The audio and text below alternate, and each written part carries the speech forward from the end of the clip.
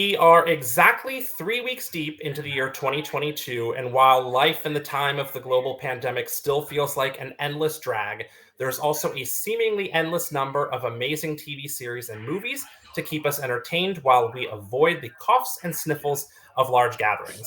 So we thought this was a perfect opportunity to take a look at some of the most highly anticipated shows and films coming up in the next 12 months.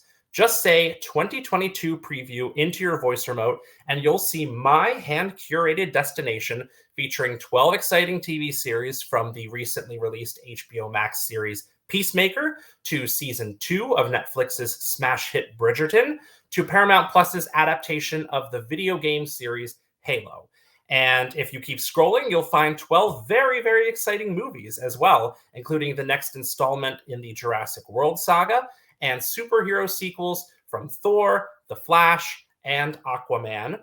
And I will say that the show I'm most excited for is, of course, HBO's Game of Thrones prequel series entitled House of the Dragon.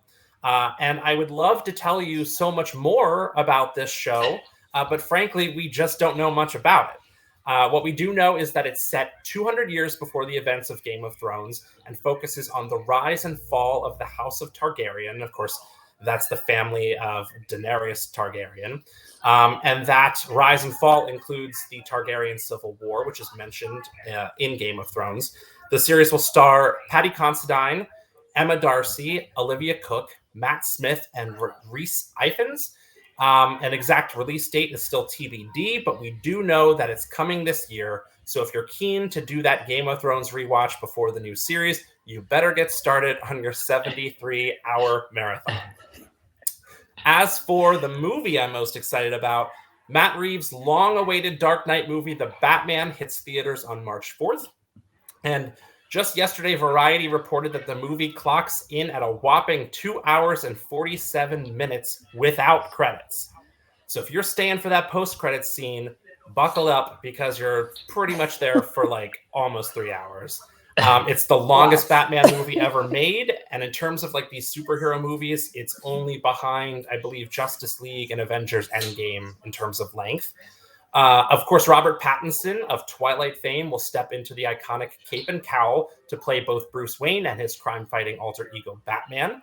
The movie is set during Batman's second year as Gotham City's protector and will also feature Zoe Kravitz as Selena Kyle, aka Catwoman, Paul Dano as the Riddler, Jeffrey Wright as Lieutenant James Gordon, not quite yet a commissioner, Andy Serkis as Alfred Pennyworth, and Colin Farrell, who is absolutely unrecognizable as Oswald Cobblepot, better known as Penguin. Batman's my absolute favorite superhero of all time, and I could not be more excited to see this fresh Ben Affleck-less spin on the character. Kayla, tell me a little bit about the series and movie you're most excited about this year. I feel like I'm not going to surprise anybody here by saying that my most anticipated series is Bel-Air. I will say that I was skeptical at first because I'm a true Fresh Prince fan. I was named after one of the guest stars on the show. So my mom was a fan. I'm a fan. It's just a thing. So I was skeptical about them even thinking about bringing it back. But since it's a reimagining and since it's a drama, I'm into it. I'm into it. I saw the trailer. It looked amazing. I saw the mock trailer a couple of years ago when it came out, and I was like, that'd be really dope. And now it's finally happening. I'm sure the young man who created the trailer is like just on cloud nine right now. I have heard a little bit of Twitter rumblings about people not liking Uncle Phil in the new trailer because he looked nothing like the original. But this is a reimagining, people. We have to be open to new ideas and new things. So I'm here for it. So I can't wait to watch that. As far as movie, I'd say Avatar 2, because first of all, the first one came out in 2009? A long time ago. I remember seeing it in the theater.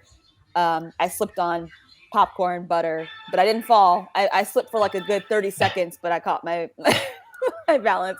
And I just remember that moment before the movie started and my brother laughing at me. But I need to go back and watch it because I don't think I've seen it since 2009. I just remember being really excited for the second one to come out and them saying it would be 2020 and me being like, 10 years, like, y'all are crazy. What?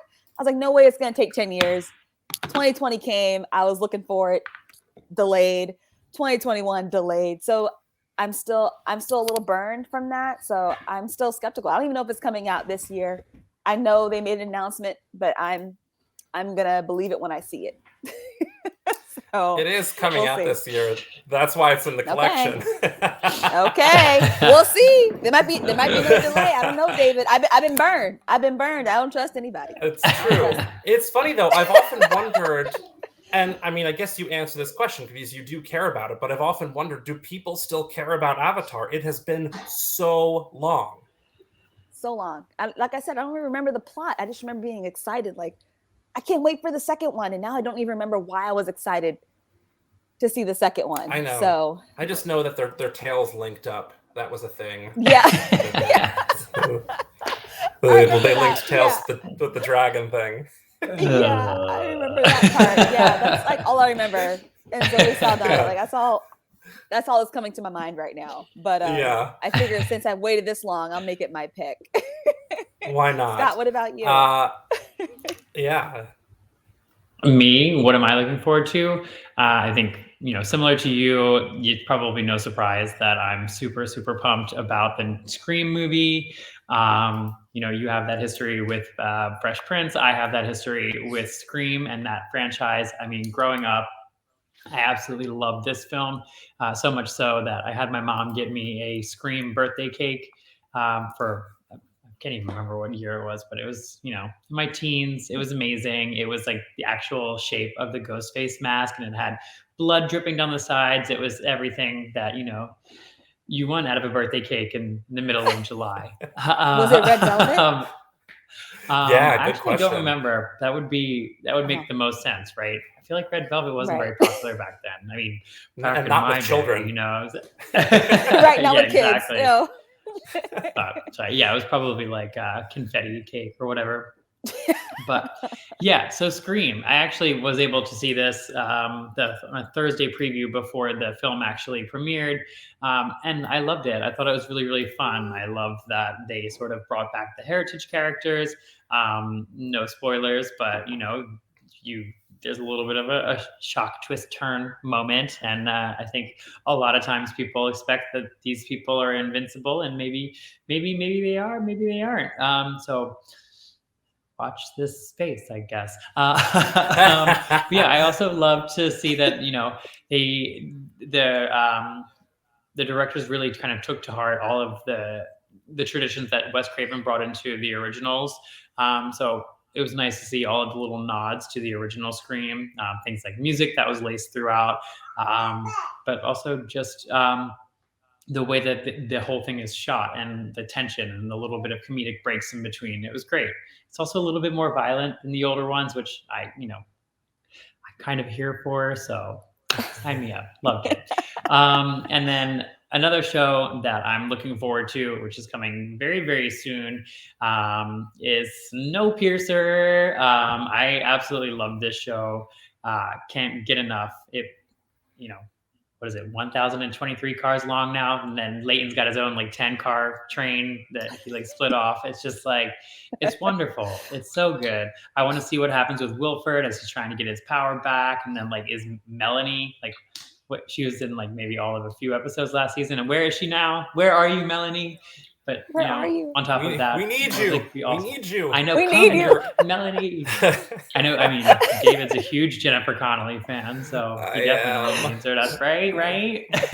Yeah, I do. But also, it looks like there's maybe a new survivor as well, which is kind of exciting to see. So we'll see what's happening as the Earth is warming up, and maybe they can get off of this train. But it's so good. It's such There's a good a glimmer series. of hope. Yeah. And you can watch the first 2 seasons of that on HBO Max before the 3rd season comes out, and I highly recommend it. It's one of our, there's not many times all of us kind of watch something, but this is one of the situations where all of us watch this show because it's so damn good, and the cast is so good.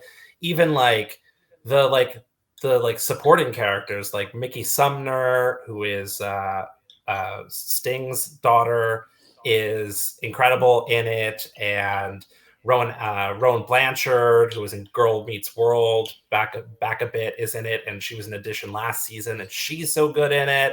Of course, Jennifer Connelly and Daveed Diggs, like, man, it's awesome and imaginative, so fully support it. 100%. Yeah. So there's a lot to look forward to if you're curious when these movies are coming out.